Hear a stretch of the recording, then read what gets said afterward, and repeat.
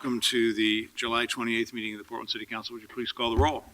Saltzman, Novick, Fritz. Here. Fish. Here. Hales. Here. And we have a single item before us. Would you read that, please? Item 889, Year 1 report on the $68 million Parks 2014 General Obligation Bond. Mr. Fritz. Thank you, Mayor. In 2014, 74% of Portland voters passed a measure to issue up to $68 million in general obligation bonds to pay for the capital costs of repairs and improvements to existing parks facilities. I asked park staff to identify the most critical repairs and improvement needs within the park system in partnership with the Portland community. The initial project list includes repair and replacement of playgrounds, pools, restrooms, trail bridges, community centers, and maintenance facilities throughout the city. Because as we all remember, it was the Fix Our Parks bond. It wasn't for shiny new stuff, it was for maintaining and improving what we have. A key part of the bond program has been focused on maximizing the use of minority, women, and emerging small business firms. Very happy to report in this first of the annual reports that 32% of the bond professional services contract and 21% of construction contracts have gone to these firms so far. The total dollar amount for these contracts awarded to minority, women, and emerging small business firms is nearly $1.9 million. Director Mike Abate was hoping to and planning to be here today, but he is in Eugene since his daughter is in the process of giving birth, and we wish him and them all the best. So Marianne Cassin, our wonderful bond manager, will give us all the details. Good afternoon, Mayor Hales and members of the council. I'm very pleased to be here with our first annual report. What we have in front of us is something that won't advance. It will. There we go. I'm going to change up from the usual order of things and tell you that we're going to tell you first about our first year of progress, how we approached it. Secondly, we'll do our schedule and budget overview, run a few statistics past you, talk about performance, some of our highlights, and finally, what is in the report and how we plan to distribute it and what's happening next year. This year we called laying the foundation. As you know, anytime you take off on a big new adventure like this, there's a lot of preparatory things that need to happen. Among those, we included getting a whole new staff. These folks were recruited from across the nation, and we have 8 people. It's a lean team of only 5 project managers because the way we're approaching this one is we are contracting out all of the consulting services. So there's a lot more private work involved in getting the projects put together. The 8 people we recruited are all highly talented and have jumped right in. We also took the pretty sketchy project list and put a ton of time into refining all the budgets, making sure we were on track with scopes and schedules. We established a lot of Excel spreadsheets and various tracking systems to make sure we knew exactly where we are on all our measures. And then finally, but not last but not least at all, we have, with your help, recruited the best oversight committee. In fact, I would venture to say it's the best public committee that I've ever worked with in my long career. To a person, they are bringing really great questions, all posed in the way that makes us think and makes the program a better thing than it would be without them, and giving us great advice along the way. And oh yes, there were projects. 26 of them got started, as a matter of fact, this first year. At this moment in time, I'm happy to say that 18 of them are ahead of schedule. 3 in just 2 park sites are behind schedule, and 12 are spot on schedule. This graph shows a number of things. It shows that here in this first year, the solid line toward the bottom is our startup year. So you can see we ramped up spending, but it's going to greatly accelerate in the years to come. And also appropriate for a startup phase, you'll see a higher than you'd want to see over the long term kind of percentage going to administrative costs. I'll show you in a later slide how that's going to drop dramatically over time, but you can see even a year from now that'll be down to 5%. In the meantime, construction, we've only spent 38% of it in this first year on construction, but that's going to jump up to 60% next year, so these things will change over time. The little orange dots you see are the bond spend down targets, and you'll see that we have not met them. It is not a cause of concern because we fully expect to reach them. It's been a little slow on getting good bids, and again, I'll talk about that later. But we don't anticipate that to be a continuing pattern, and we're on target. We will be on target when we really need to be. A few statistics for you. 26 projects underway, 1 completed, yay. There's a lot more starting this last year. In fact, all the remaining ones from the first list will start this year. The next 2 numbers show how hard we've worked to get out and communicate with the public, and it's not just that we held the meetings, but we're also tracking who's coming to the meetings. Each project has an appropriate sized public involvement process, so we're not calling big meetings to say, what kind of roof do you want on this community center? But we are having a big process when it's something people really care about, like what is the playground going to involve? The final number is 4.5 million. You might say, well, why are you so proud of yourself for spending money? Well, here's what that estimates. It's hard to be very precise about this, but we think that around 90% of those dollars are staying local. And when we say where local, well, in this first year, the biggest chunk, 2.3 million, went to Northeast Portland. East Portland got $1.2 million investment, with smaller shares going to North Portland and Southeast. The things that are going well is a long list. It includes things like the fact that the projects are well received. The public likes seeing these kind of projects. They think that the investments are well spent, and we're not getting a lot of controversy, which is great. Almost all the projects are on schedule. Budgets are being met, except for grant pool, where we did go over. Our tracking tools are well utilized, and we appreciate having them in place. The staff appreciates them, as do others we need to communicate. And I have to give a lot of credit to the team. We would not be here without the great team we have. And that includes not just people on my team, but throughout Parks. This is the slide I referred to before about administrative costs, and you can see in the beginning, a lot of times, a lot of money spent getting things up to scratch, getting staff trained well. We're currently last month 4.8%, and you can see that number just keeps dipping. So what we anticipate over the life of the bond is an overall cumulative number of 6%. Commissioner Fritz already referred to our numbers on minority, women, and emerging small business utilization. As you know, your goals are 20% for PTE, professional and technical services, and 20% for construction contracts. We exceeded those goals, but we intend to do better. In part, that's due to the outreach efforts. Staff goes to a lot of trade shows. We're marketing these projects very aggressively.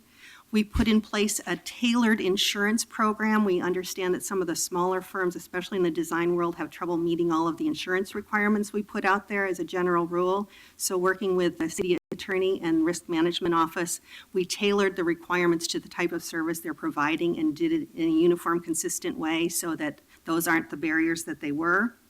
We're also piloting a flexible schedule program because we are ahead of schedule. It allows us the opportunity to put contracts out, give the contractors a longer period of time to do it, but say once you start, you need to finish in the time we've allotted. So it makes it a more marketable product.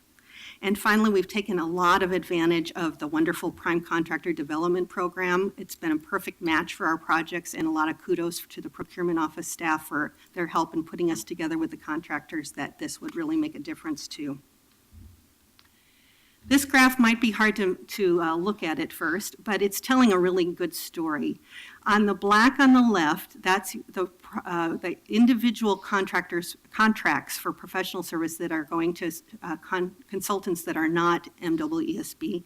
On the right, we wanted to parse it and make sure that people understood exactly what those, what kind of which category they fit in. So you can see the one blue dot in the middle, that happens to be a firm with a medium-sized contract that's not only minority, but also women-owned, also emerging small business. So we have kept careful track of these numbers. We know where we're doing well and where we need to do more work.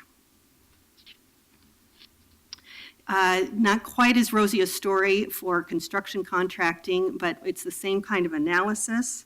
And we can also say that we exceeded the non-ESB goal. You can see that most of those dollars are going into minority and women-owned, not just the ESB there. Beyond the overall contract, one of the things we're tracking is who's working for these companies. So far, we only have the data for one project, it's Grant Pool, but I'm happy to say that we have a 43% minority rate in journey level workers.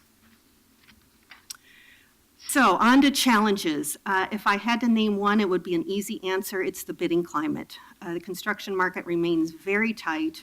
So far, we've bid 8 projects, and on 2 of them, we had to completely start over. We had 0. And at most, I mean, it's a happy day when we get 3 bids, so that's not extremely competitive. The average is well under 2. So when you don't have a competitive market, of course, your bids are going to be higher. We're well aware of this issue. We know we're not alone in it, and we're using the strategies I mentioned above to make a difference there.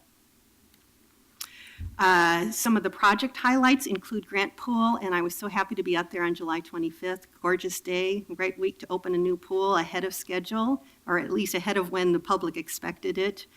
Some great work went on there. Highlight of the next year, we're happy to be going out to bid with our first playground project. And I love the before photo here at Lentz Park and the after. It's going to be such a difference for that neighborhood. And as I mentioned before, there's a lot more construction coming. So people have not seen a lot of actual work in the neighborhoods. They will. They can't miss it this coming year. We're going to be all over the city. And of course, our second bond list. That will start to be formulated within parks, starting with the same kind of critical repairs and replacement projects. Again, sticking with the theme of fixing what's broke. Then we will follow that with a public involvement process at the very end of 2016 into early 2017 to finalize those last $20 million worth of work. As for the report itself, you have in your hands the long version. This long version is already posted on the web. People are already looking at it, so that's great. In addition to that, we have a shorter version. There's 7,000 of these printed. These are going to be distributed widely at all of the community centers, and some are free-for-all events, so they will get all over the place. And I just saw it still needs to be proofed, but the Spanish version of that is available as well. So that'll be distributed where that makes sense. And we've talked a lot here about statistics, and in the report itself, you'll see it's a pretty factual, dry by the numbers. This is what we did. This is what's going well. This is what isn't. But there's a people side to this story too, and it's why we do what we do. So there's a handful of stories of the people, the places, how we affected people's lives. This may be my favorite one. This is a photographer that we hired. We wanted professional quality before and after photos of the work we're done. And it turns out that the gentleman we hired basically grew up in Northeast Portland at Irving Park and Matt Dishman. And he remembers all the names of the community center directors that he worked with. They made such a difference in his life, in his work ethic, and he says, I know how to practice. And he took that same kind of dedication plus his own innate talent all the way to the Olympics in South Korea in 1988. He's gone on to a successful career, and it's been just a pleasure to work for him. And if you see his quote here, he says, he knows it's good for his business, not only because of the photogenic backgrounds, but because it's evidence of a city that cares. This is my last presentation to you, but I'm leaving the program in wonderful hands. Kia Selly has done a very smart reorg, and Lauren McGuire, who is our capital program manager, will be taking over my duties. I'm leaving things in pretty good shape, and been happy to do what I did this last year and a half. Thank you. Thank you. Thank you very much, Marianne. Could you tell us who are the people serving on the Oversight Board? Yes, I'd be happy to. In fact, I think there's some people here. Yes. I see Jonathan Colon. Dion Jordan is the chair. Zeri Santner is on the committee, as well as Karen Loper and Don Grotting, who will need to switch in the fall, but that's been this remarkable oversight committee. And my understanding is that they're going to be bringing a separate report to us. Is that correct? That is correct. You can look for, they haven't set the exact date, but they're poring over this report already. They're working on their draft. They've been meeting diligently about what can they say, how to improve what we're doing, and they will be talking to you probably September or October. If you'd like to say anything today, you're welcome to, or no, wait till the official one. Mary Ann, Thank I you. have a question for you. I think my report doesn't have the little spiral that yours does. I'll make sure you get I would one. love to have one, but I would like to Pretty have one. that just because it will be more durable. Because I want to pass this around, because I think it's one of the most beautifully presented report of its kind. So it begs the question, who worked on this? It was a whole team of small businesses, little contracts. Our professional photographer went out and got those photos. We had Laura Foster, the story writer. The only writing she did, but it's the best writing in there, obviously, is the stories. I wrote the words, the rest of the words myself. In-house, Maya Spencer did all of the editing and independent contractor for consulting for the Spanish translation, and then the graphics designer was Paste in Place, one person ESB shop. Well, congratulations to everybody who worked on it. The high impact, easy to read, clear. I was just talking to a group the other day that has to make an annual report to council in September. They were asking me whether they could do like a 3-page letter. I will not share this with them because it will cause too much anxiety. But it's, I think it's very important when we do big things like this and we spend a lot of taxpayer money that we produce something of this quality. So I congratulate you and your team. Thank you. Nicely done. Other questions for Mary Ann? Thank you very much. Thank you. Other testimony on this report? If I have a not, question. sure. Commissioner Fritz, what's the process and the timeline for the next, I'm gonna channel Kurt for a second. Kurt would call it tranche. But what, the next cluster of bond projects, how's that gonna go forward? Well, it'll only be, it's one of two, the next one. So this is the first project with about $48 million worth of work. And then the next will only be about 20 million. Of course, 20 million sounds like a lot of money. And we have about 300 million on the capital improvements list for parks. So the process is going to, we wanted to do it on the later part of this year and the beginning of next, because we wanted to learn from the experience that we've had. For instance, that the grant pool ended up costing more than we had expected, and some of the other projects went better than expected. So this will give us, and plus, obviously, for the second round, contracting prices may be up or down, so we'll get a better estimate about how much we could do. But then we'll be going to the Neighborhood Coalition Parks Committees and to the Parks Budget Committee and out into the general community to do the very difficult job of prioritizing what are the next $20 million that rise to the top of being the most urgent, the most dangerous if we don't fix them, and also making sure that we do provide something to everybody in each of the 7 areas of the city so that people know that their tax money has been spent wisely. Very good, thank you. Other questions? And then, if not, a motion, please. I move to accept the report. Second. Roll call, please. Fritz, Well, thank you very much to my 2 colleagues for being here today and for being as impressed with the presentation as I was, and to our entire parks team. And when I say our parks team, I mean everybody in the city, as well as the staff who get paid, because these are our parks. We are fixing our parks, and people are helping in great ways or small ways to help on the designs, to give feedback, and most of all, to enjoy the product when it's done. So that, as Mary Ann said, is one of the greatest joys of our job, when you see the first kids jumping back into grant pool and know that despite all of the challenges we had doing that first and most crucial project, that in fact it's been done and it's ready for decades to come, if not generations to come. So I really appreciate that. Have to particularly thank Mary Ann Casson. As she mentioned, she's retiring at the end of the month. In fact, right after this, we're going to go to her retirement party. And she's as you know, has been a great member of the Parks team over a long time, and I really appreciate your leadership of this project. I know that you'll be leaving it in good hands. And again, our internal team of folks who get paid, we actually put a lot of heart into it as well, and a lot of time that maybe that doesn't show up on the taxpayer's clock. And I appreciate it very much. So thank you to everybody, and most of all to the Portland voters for their overwhelming, in fact, record-breaking support of our bond measure. Aye. Fish. Commissioner Fritz, thank you for the work that led to this report. The most important work, of course, was passing the bond measure. And when I heard Mary Ann say this is the best oversight committee that she's ever worked with, I'm going to follow up to find out what their term limits are. Because we have some other assignments we might want to run by them. Mary Ann, thank you for your service on this and so many other things. It's really a pleasure to have you on the team. And you have a panel here of former and current Parks Commissioners, so it runs very deep here.